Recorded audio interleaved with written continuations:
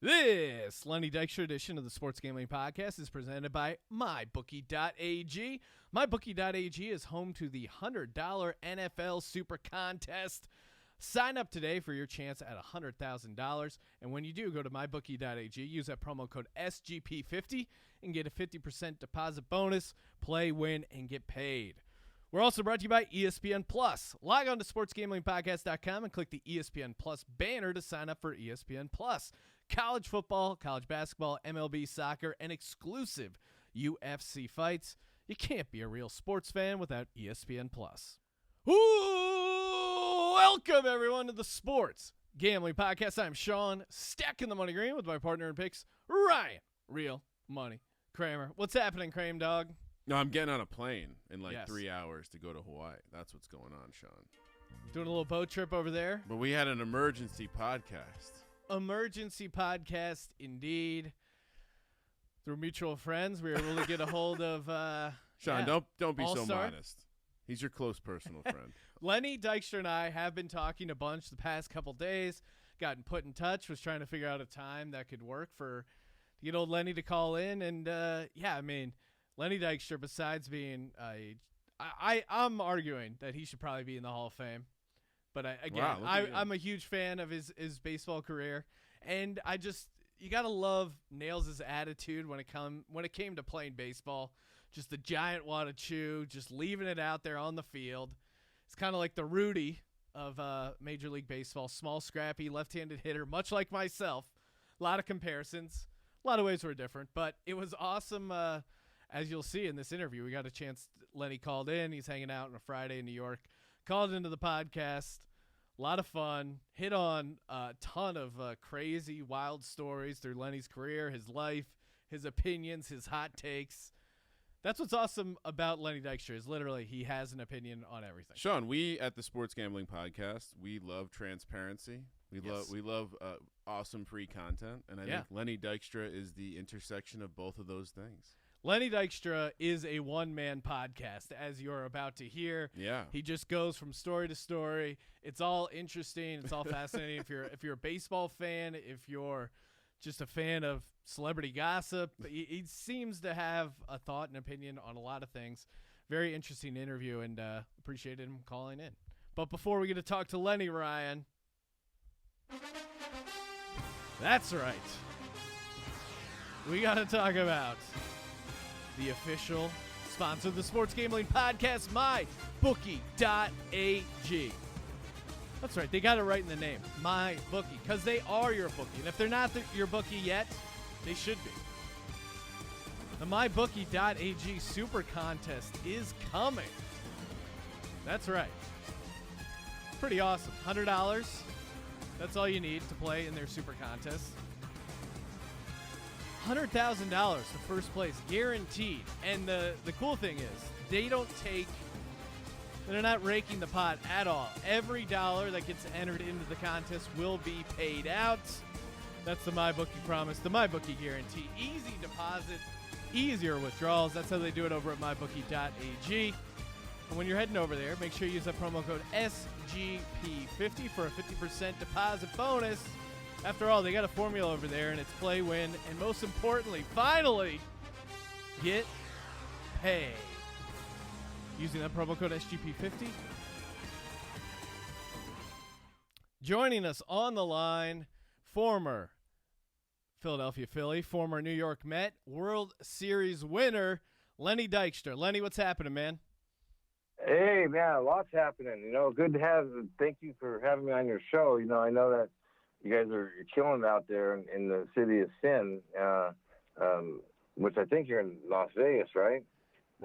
Yeah, we do a little. Maybe not, but it's all about gambling. So, and I know some about gambling. So, but I'll let you fire away. And I'll one thing I can guarantee all the listeners is I'll answer everything with a truthful answer.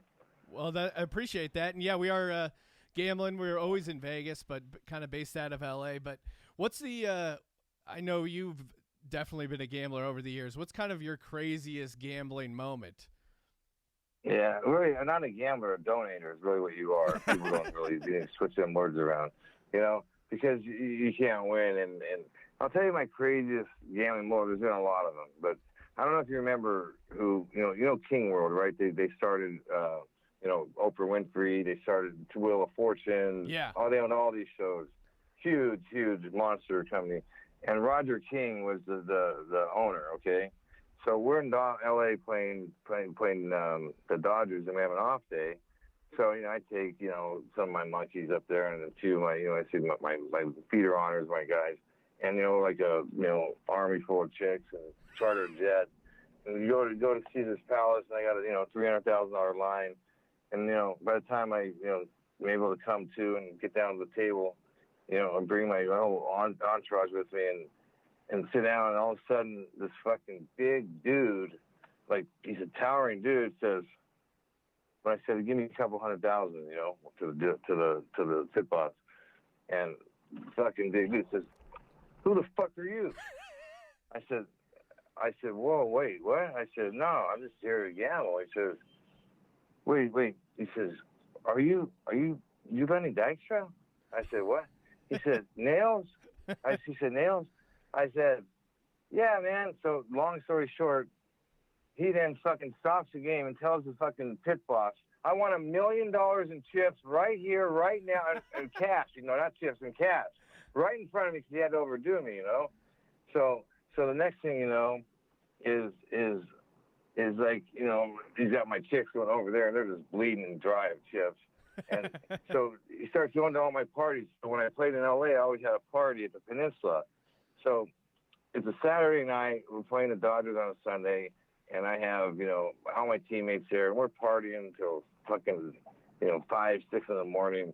And, this guy's a degenerate gambler. He's dead now. God bless his soul. But so, anyways, we're playing Dodgers in the day game after he sees us all partying.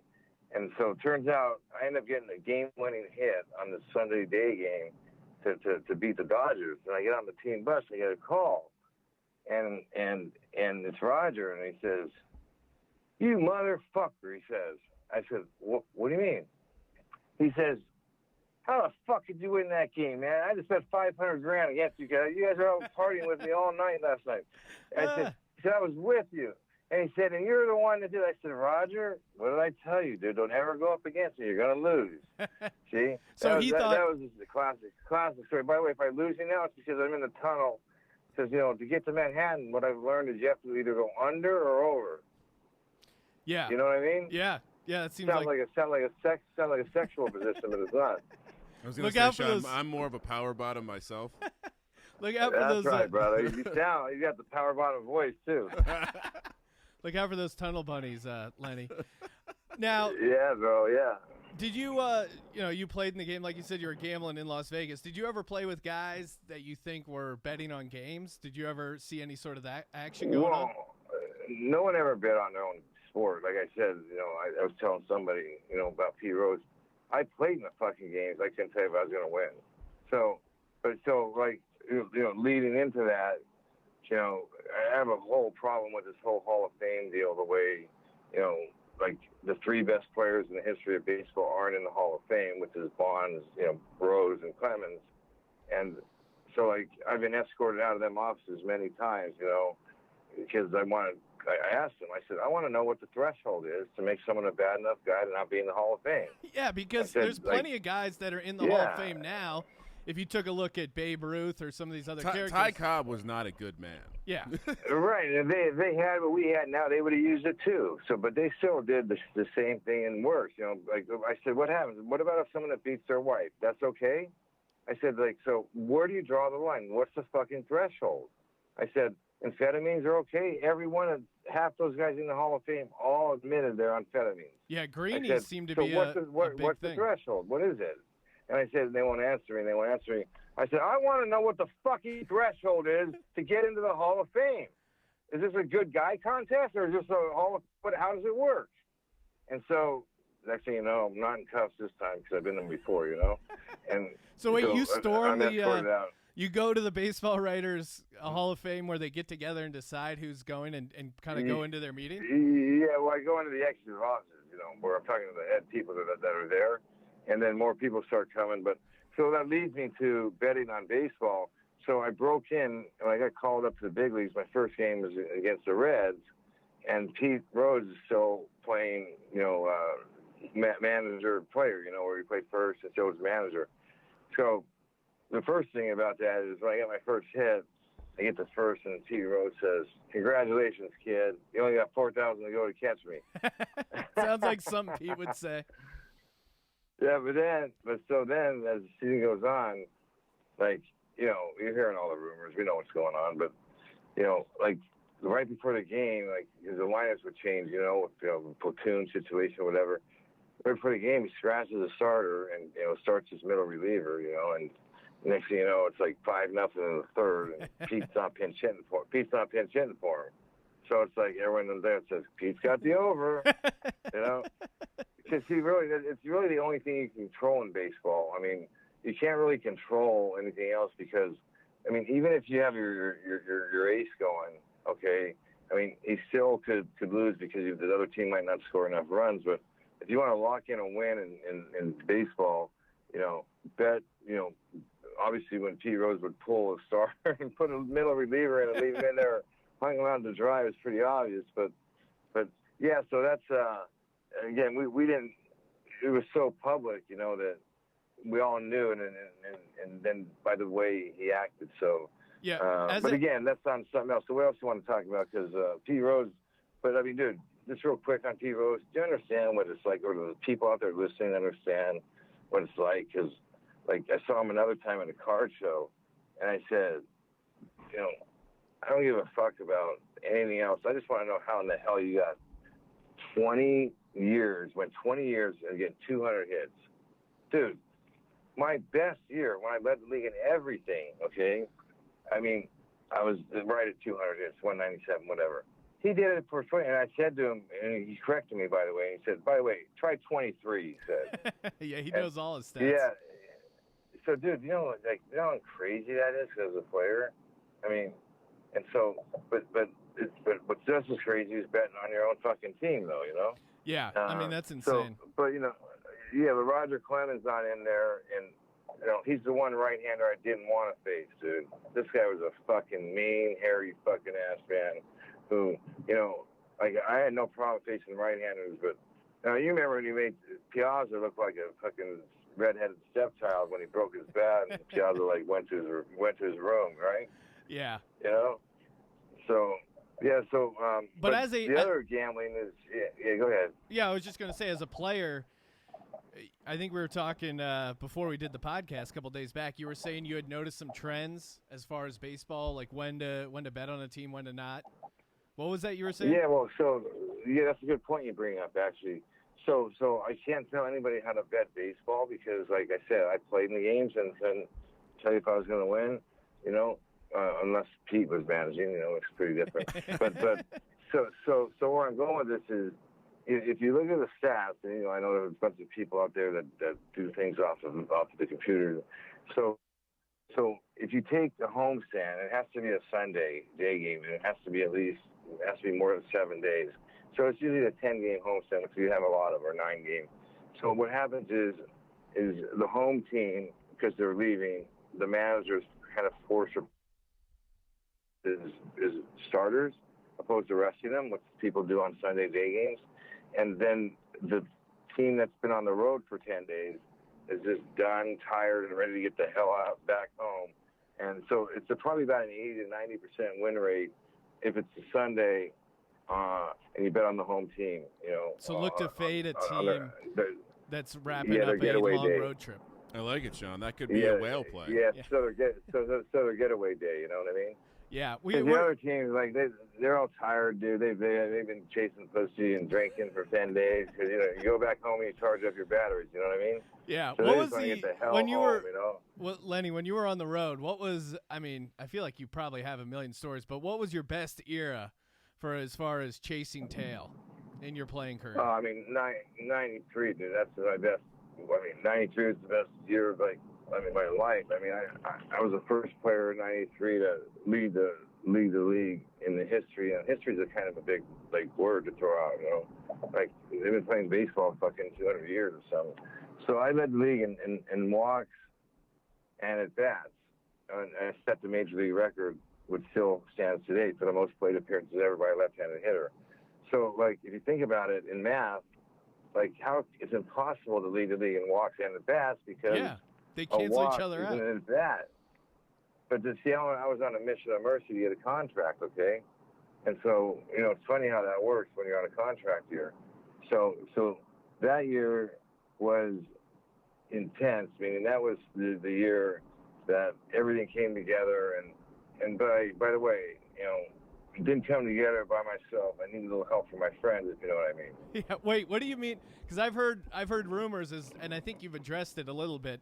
Your walk rate jumped from 10.2% in 1992 to 16.7% in 1993. What was going on that got you such a favorable strike zone? Yeah, no shit. Coincidence? I think not. I'll tell you what was going on. I started working fucking smarter instead of harder. Instead of fucking going up to the umpire and having a brown nose and, hey, how you doing? How you doing? Fuck that, man. Because he's still going to fuck you. But, see, here's the deal. Here's what they don't. Is when, fear does a lot to a man, okay? It's different when fear sets in. And so I dropped, legitimately 500. And Major League Baseball knows this. They don't even question me on it. They're just scared, that the integrity of the game's intact. No, they've called me. The commissioner called me on it. And like he said, like it has a couple feds on there.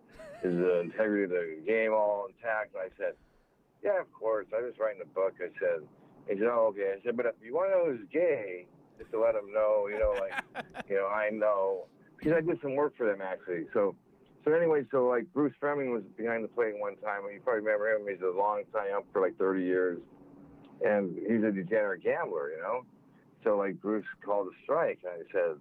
So when you're hitting, as a player, so this is kind of good insight out there for the fans to know too, or listeners.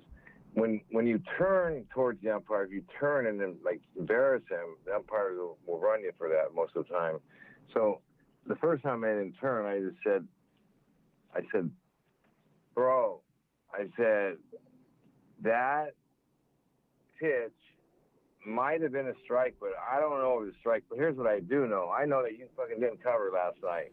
And you were on the wrong side. You had the Dolphins, and now all of a sudden this guy's going, how the fuck do you know this? I can lose my job for this. Okay?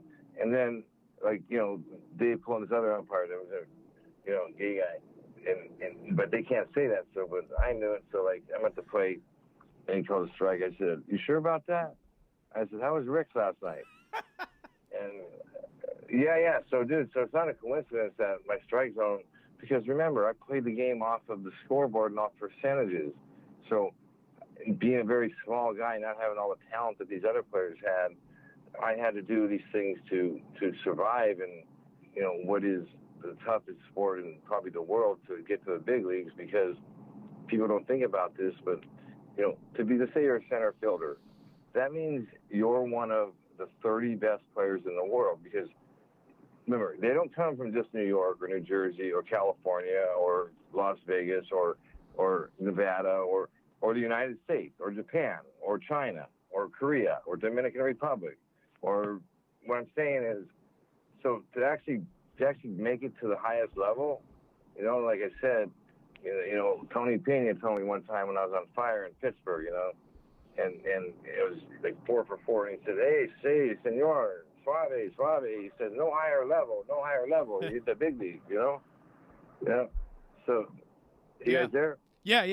It sounds like basically that was all those pussies calling in, like I'm telling them on a fucking radio show. Shut the fuck up. It sounds like our man Lenny here was way ahead of the curve for the advanced analytic movement. Yeah. It sounds like he was playing percentages way before that locker dwelling nerd Bill James. And I gotta be honest, Lenny, because you played during, I think what most people consider the more exciting from a story perspective. Absolutely. So let me ask you this: like all the stories about there being different varying versions of caffeinated coffee in the locker rooms and all that, was that just completely open at that point?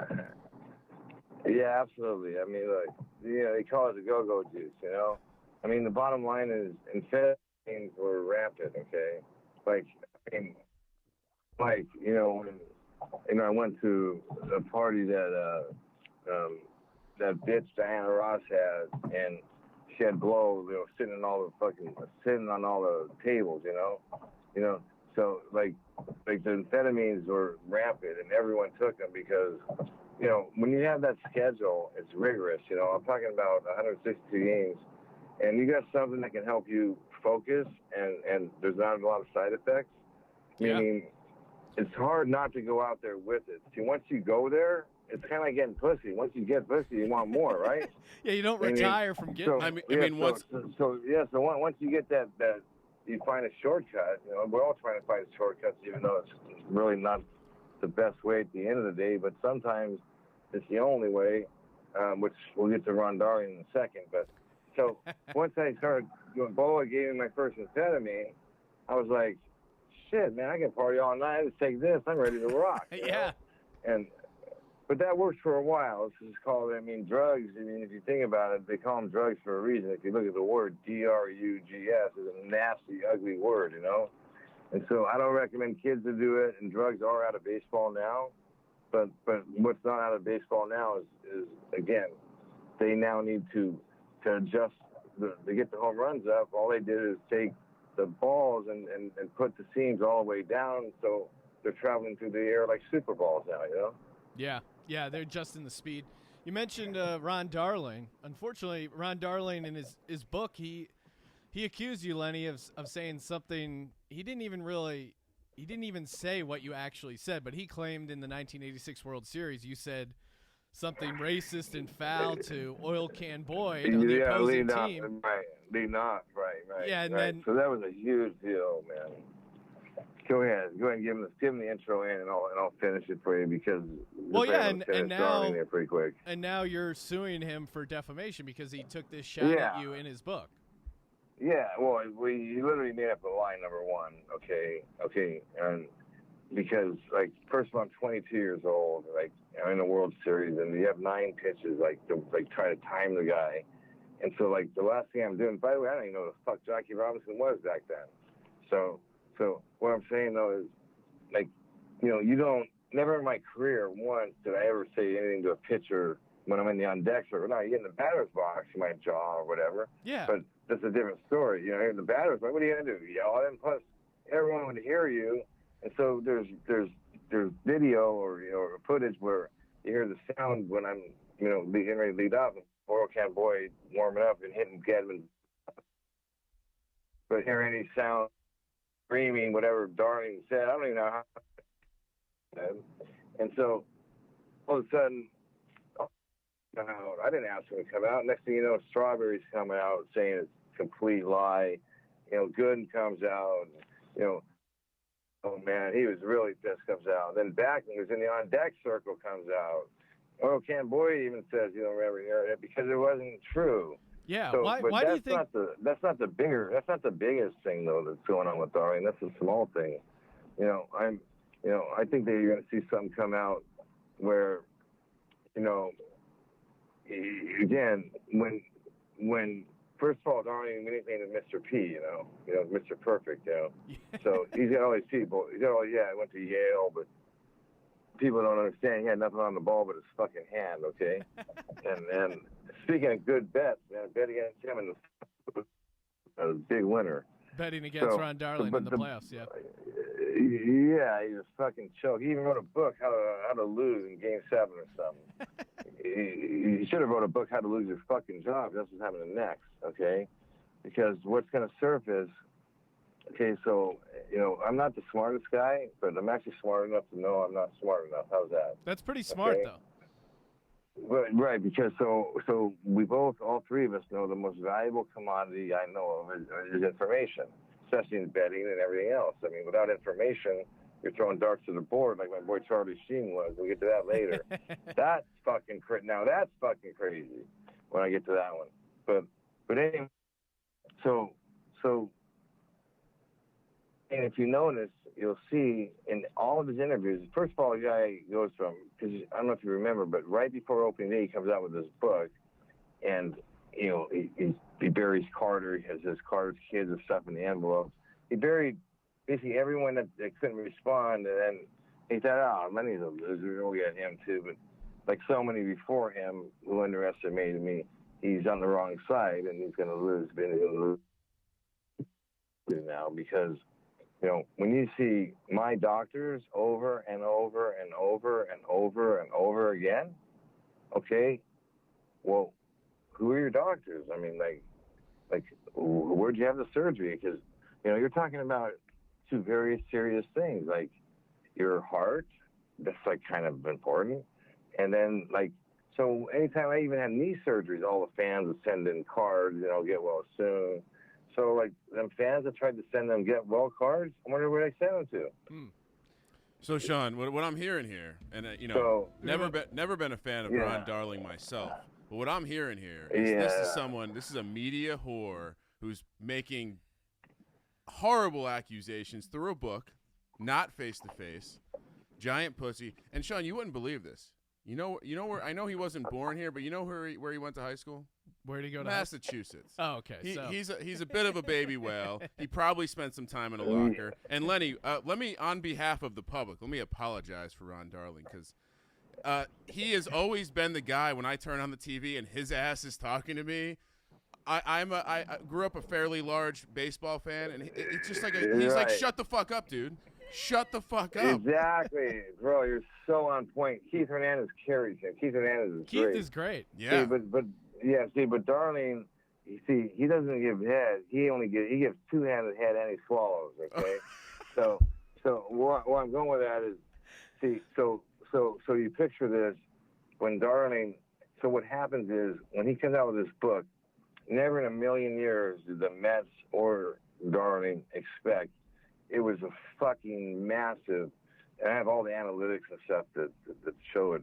It was a massive, like these players came out of nowhere, started calling Darling a liar, and Darling said, he had these players to support him. Not one player showed up, obviously. And then Darling backs it and says he stands behind what he said. And then the fans are all like, so it's literally like, I mean, to the point where the Mets panicked, okay, and Darling panicked, and so the only way to stop that, okay, was to go to the most dangerous thing of all. Because in life, as we know, the biggest risk you take, there's always the biggest reward. So when he went there and said, he had a heart surgery, and then, oversells by saying he has then cancer.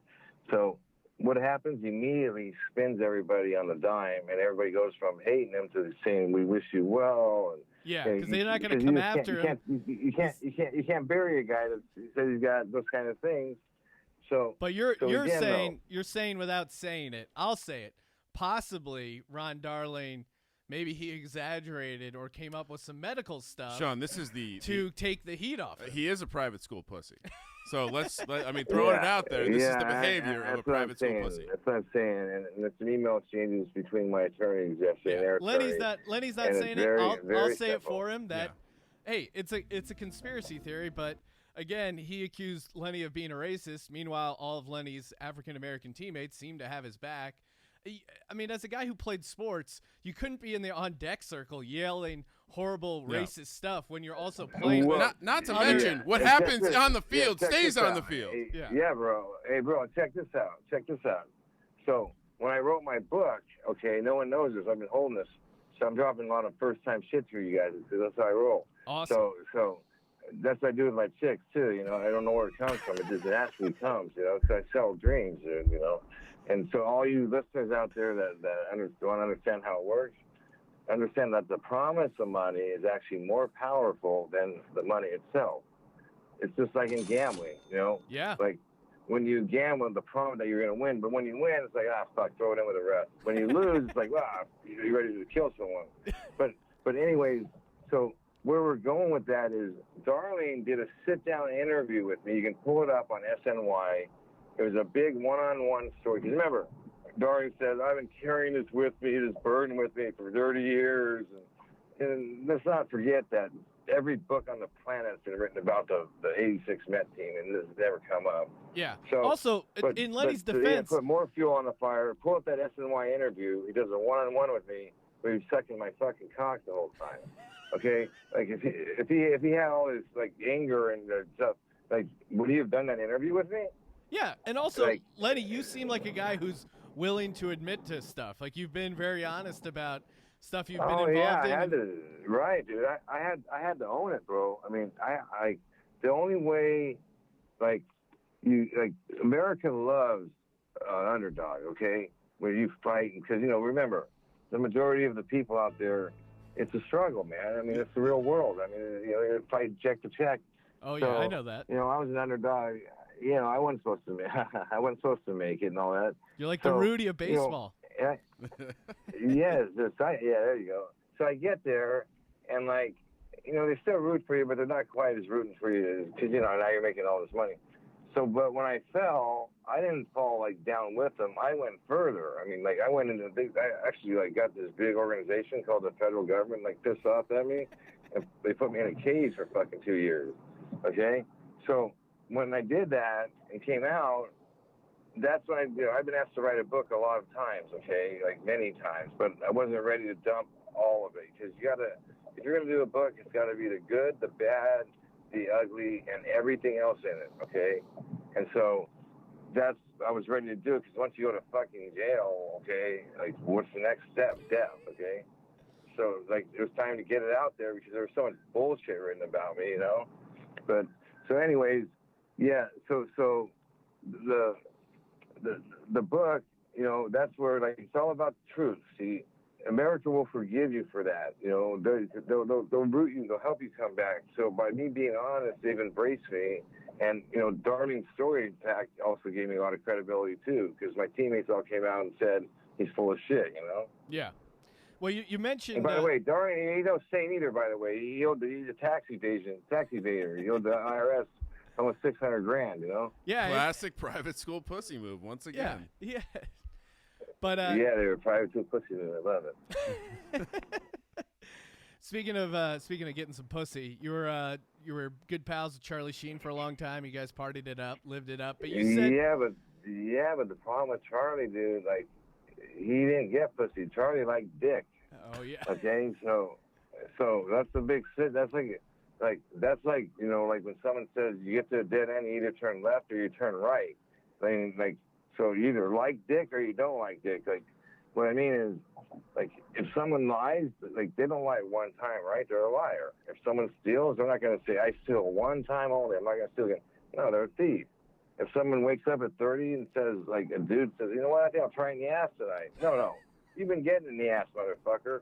Okay? So, like, but Charlie had this all hidden, dude, remember?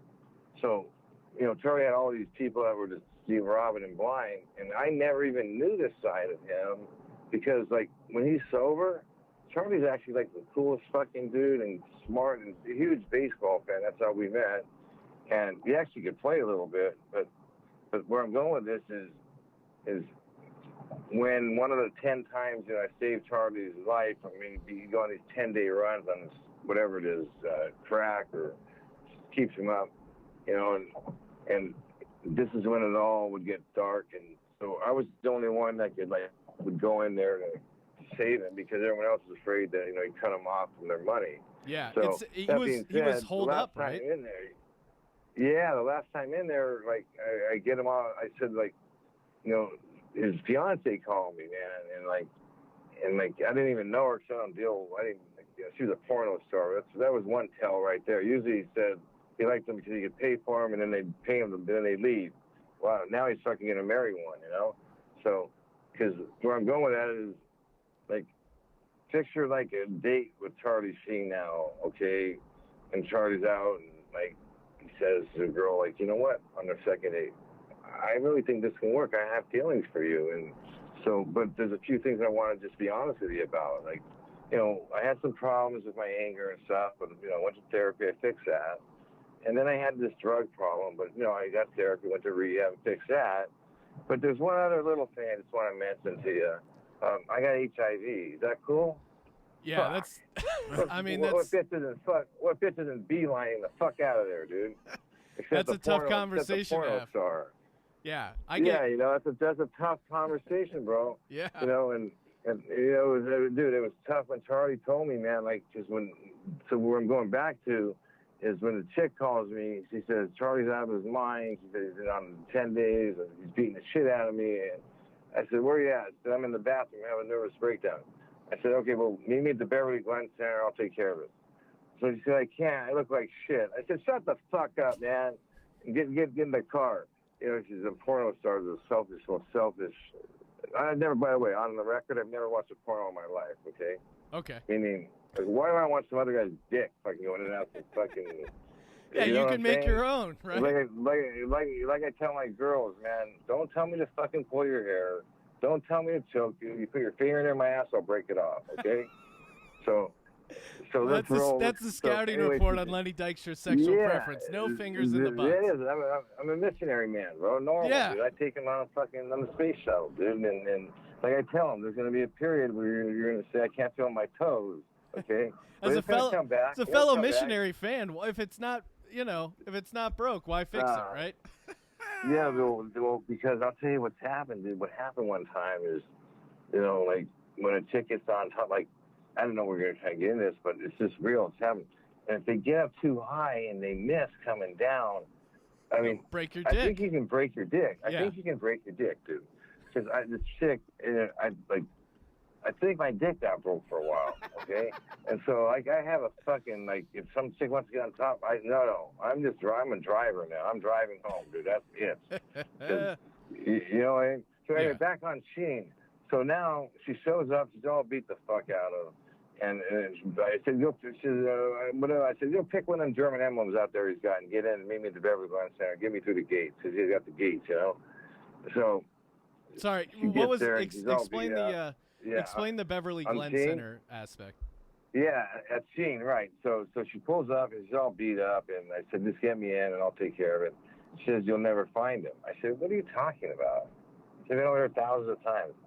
She said, no one knows about this room except me and Charlie, and we're the only ones who can get in. So, dude, on everything I love, I'm like, what? Anyways, so as we get to the house, he's got his Israeli hit squad there, and they say, you can't go up there and see. I said, shut the fuck up. Shoot me in the back then. So anyways, we get up there, and it's just like a Alfred Hitchcock movie, bro. I kid you not. She had to move a bookcase, put her hand on something, and then put these numbers in, and it fucking started opening, dude. And she, obviously ran because, Charlie was beating the shit out of her. And I walk in, and there's Charlie in his silk pajamas with fucking glass dick in one hand and fucking, whatever, light on whatever, drink in his other hand. And I said, Charlie, to break that, I said, Charlie, I got to tell you, bro, if you're going to smoke crack, this is the best fucking crack room I've ever fucking seen. Because, dude, it was crazy, man. He had Babe Ruth shit in there, a theater in there. And so then I said to him, Charlie, like, what the fuck? So wait, he had all his baseball memorabilia in his crack den? Yeah, dude, it was the baddest ass room ever, dude. I mean, it was so strong. He had like the film of like the real film of Platoon and all this. I said, hey, bro, like, let's get serious now. What the fuck are you doing? Like, is this your life? Like, I mean, you've been here 10 fucking days. You're fucking 50. What are you doing, man? Like you got to work Monday. Remember that show you own? And so I didn't know, make the story short, and see, he had to go there, not to get high. He's not getting very high at 50 anymore. Meaning he had to go there to go to that place he hated so much. And he still to this day won't admit that, Charlie's gay. And by the way, I'm not judging people,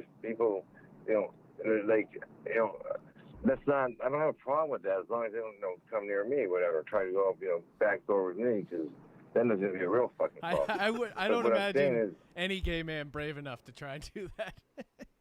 Yeah. Like, I mean, my first year in the big leagues, and when I had big league camp, everything changes. You go from the minor leagues where, you're hitting and under candles and shitty ballparks. And they're better now, though. But so in the big leagues, you do a real physical, like a big league physical. So I never had one of those. I was only like 20 years old when I went. Next thing I know, this fucking doctor Pearl Harbors me when he puts his finger on my ass. And I said, it hurts so fucking bad. I don't know if he put enough shit in there or what. And I pinned that motherfucker against the door, and I said, you fucking do that again, I'll fucking kill you. You know, and that's the last time anyone's had their finger up my ass, dude. Well, there you go. Okay. But you said so back to Sheen. So the bottom line is, Sheen, I get him ready, take all his drugs, and do what I've always done, and he's never asked me to stay there. So this time he says, and so I always bring him a pizza the next day, and he was ashamed, he's afraid to face it, he's humiliated. But so, because it's a 5-day fucking recovery when you're up 10 days straight, dude.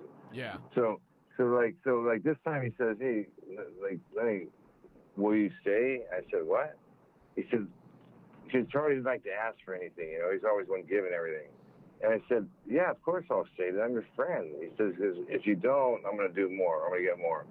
I said, yeah, but no problem, bro. Because remember, like I said, he's my friend. I'm the only one that never took a dime from him, and that's up record, by the way. And so I said, but the first thing you're going to do is you're going to fucking call your Israeli hit squad down there, and you're going to tell them every package, because what they were used for, the drug dealer would drop them off at the gate. They'd call the security. They'd come pick it up. So they're just an extension of the drug dealer. So, but in a way, they had a tough job because, like, if they don't do that, he fires them. You know what I mean? So, but anyway, so I said, tell your Israeli hit squad down there that every package comes through me. I'll bring it up to you and we'll open it together. He says, no problem. Okay. So now, after 5 days, I said, what do you want to do with the bitch? Like, chick. Her name is Scott Teen. Made her change to Sheen. Her name's like she's a porno star, like, Scott Teen Rossi, I think is.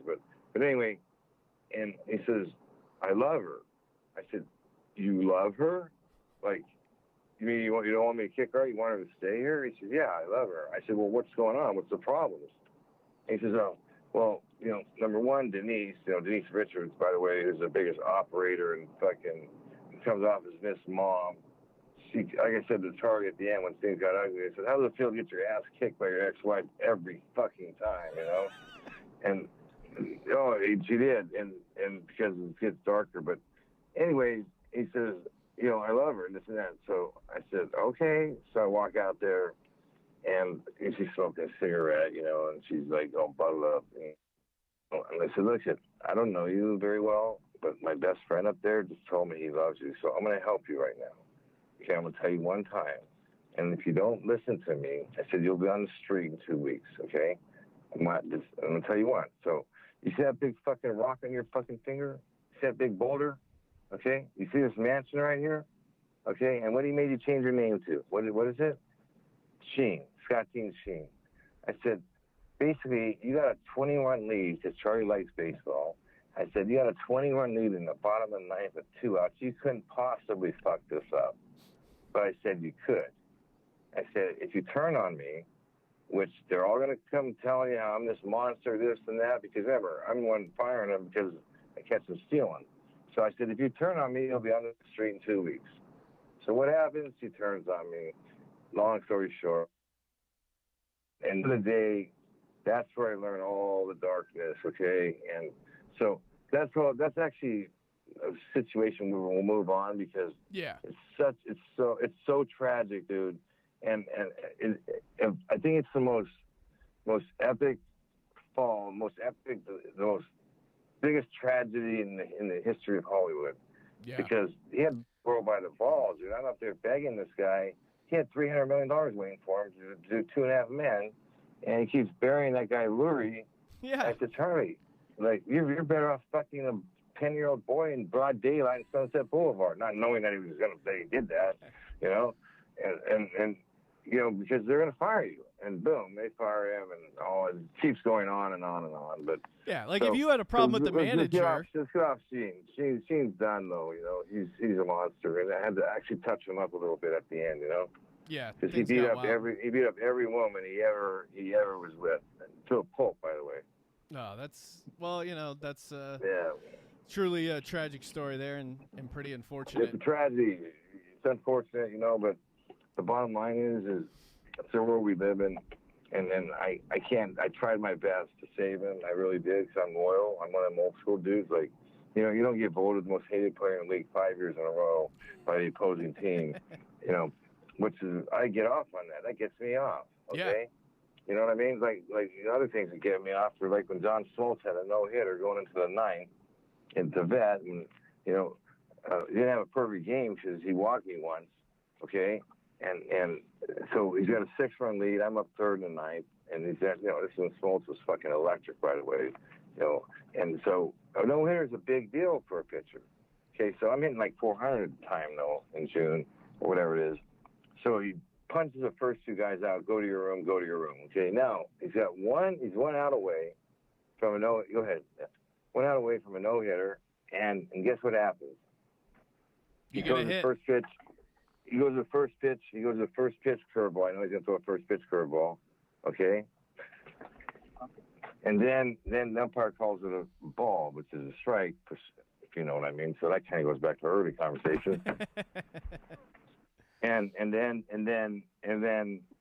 okay, so then I say this guy's gonna try to sneak some fucking cheese in on the inner half, and he's feeling that good, and I'm sitting on a pitch, and he does throw the fastball inner half. I hit a fucking line drive bullet tracer that hits up the wall. I get the second. I take my chew out and I throw it at him. I say, "You dumb motherfucker!" And so he thinks about me every day, dude. See, and that's what gets you're me haunting off, his dreams. You know what I mean?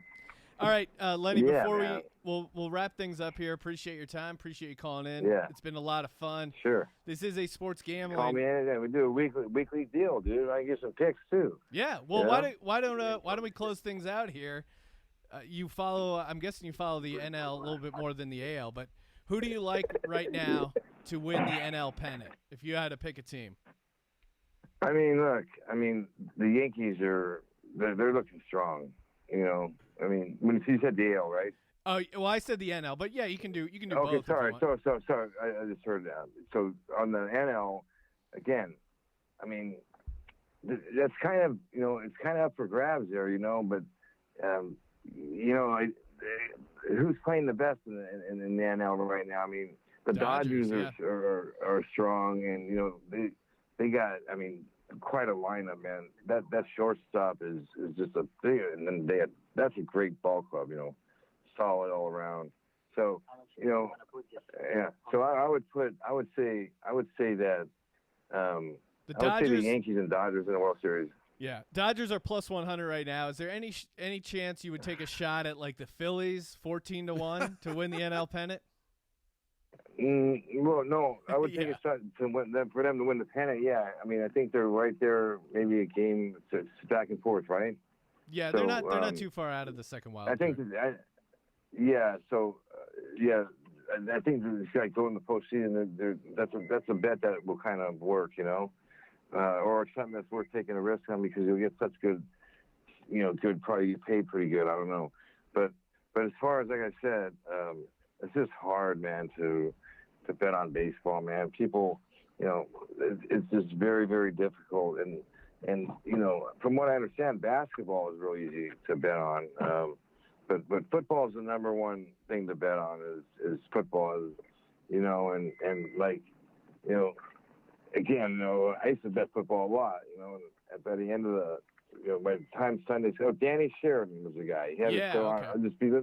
So I want somebody just to confirm who I'm betting on. Even if it was some fucking bozo, I didn't even care, But because when you're gambling and you start losing, you do desperate things, So all you football players out there, all you gamblers out there, because there's 50 million people in America that bet on sports, and it's like $500 billion industry, and so and it's kind of weird. I was telling you about this yesterday when we talked. Is that when we were in that strip club? Remember, bro? We were talking. Yeah, that was fun, man. Joking. So yeah, sorry. So where I'm going with this is that. At the end of the day, it comes down to being like it's hard to bet on something that they got to so figure it out. You know what I mean? The market's really cornered. Yeah. Yeah, but so where I'm going with that is that if you have somebody that can give you some picks and they can pick like 60%. I think it's like 58% to break even, right? With the jig, with the big. Yeah, I think it's 52.4%. Yeah, there you go. So that's always the goal. Again, I know really well my cousin Sal. He's pretty good at handicapper. It's a good dude. Well, you should check out our show. Dude. We're going to be hitting it like 80% this football season, right? That's Sean? the goal. Yep. I'm gonna blast you guys out there on Twitter and everything, man. Awesome. Yeah, so we should do something. Whatever you guys want to call me. The best time to reach me is 24/7. Yep. The Nails lifestyle. All right. Appreciate you calling in, Lenny. Right. That was Lenny Dykstra. Make sure you give him a follow on Twitter at Lenny Dykstra. Very interesting follow indeed. We didn't get to it in the interview, but he lost his $80,000 dentures. Did you see that, Ryan? I did see that. And he live tweeted the story of him dumpster diving, trying to recover his teeth. And in Nails fashion, it was gritty. The odds were against him, but he was able to find his dentures, recover his teeth. Again, very interesting interview. Appreciate the guy coming on. Ryan, when you come back from Hawaii, we'll be diving in headfirst to the NFL division previews, and I think next week we'll do a Hall of Fame game. Is that the plan? Yeah, I mean, I'm sure I can find a way to. We probably should do a podcast from. I'll check in from beautiful Hawaii so we can make a pick on the first NFL game of the year. What better way to spend your vacation in paradise than breaking down the over/under, the win total, the picks? Are they going to have prop bets on the Hall of Fame game? Of course they will. Sean, will the field be ready in time? Sean, I plan on bringing a solid 1,000 pages of prep material to read on the beach of Hawaii. So, and before we let you go, as always, appreciate you guys rating, reviewing, sharing on the iTunes. We just got a great little review here from Ange517. So much of the good shit, 5 stars, and he even used an exclamation point instead of I for shit, so it got past the Nazis over at the iTunes review boards. Very entertaining podcast, and it can help you win a shit ton of cash. The hosts Sean and Ryan give each other shit about their favorite teams and fanboy homerism in that hilarious ways. You and your buds give each other shit. They give out a ton of free shit. Again, this guy loves using the word shit to help you win money, like free picks, NFL games, parlays, teasers, locks, dogs, DFS lineups. They also bring on guests that know a lot of shit about gambling and other sports like golf, horse racing, college football. To quote Sean, what's not to like? It's simple. You listen, you play, you win, you get paid. Podcasts are like Netflix for your ear. Don't waste your time listening to bad shit. Listen to the good shit. Couldn't have said it better myself. That felt like I was doing an ad at the end of the podcast. I was not, Ryan. I was going to say, Sean, did you write that review? No, I did not. And before we close things out, we're taping this day 1 NFL training camp. Really, you're gonna drop this shit on me right now? Is this what you're doing? You're gonna try to sneak attack me at the end with the injury updates. We will. Oh, is there an injury? That's not what you're doing. Oh, okay. Okay. No, the Giants have already lost 2 of their top 3 receivers. No big deal. 3 out of 4 if you count Beckham. I was just gonna talk. They lost their top quarterback and their top receiver. I was just gonna talk about the comical overthrow videos that we've been bombarded with on our social media of one Daniel Scones Jones. What are you talking? Come on, he looked good. He started a little shaky and then he looked sharp. So, and if nothing else, Sean, I saw some nice deep balls that 100% Eli can no longer throw. So get off his back. You're just making the chip bigger. You're going to be responsible for this, Sean. And thank you for reminding me, because I was trolling the Twitterverse last night, and it seems like the chip on the Giants' shoulder is growing collectively as a team. As I got to be honest, did you see what Eli did in the media? Fired back at Odell Beckham, saying he won a couple games before Odell showed up in New York. Oh, shit. And as beat writer Dan Dugan for The Athletic New York Giants pointed out, shades of 2007 when he had to come at Tiki, and then he went on to take the Giants to a improbable Super Bowl victory. Improbable indeed. Well, that's just a taste of the NFL stuff you'll be hearing in the future. Again, as always, thanks for listening. Thanks for subscribing. Thanks for helping build the Sports Gambling Podcast for the Sports Gambling Podcast. Thank you for participating in the Sports Gambling Podcast. I am Sean, Stacking the Money Green, and he is Ryan. No fan of Ron Darling here, Sean. Kramer. Let it ride.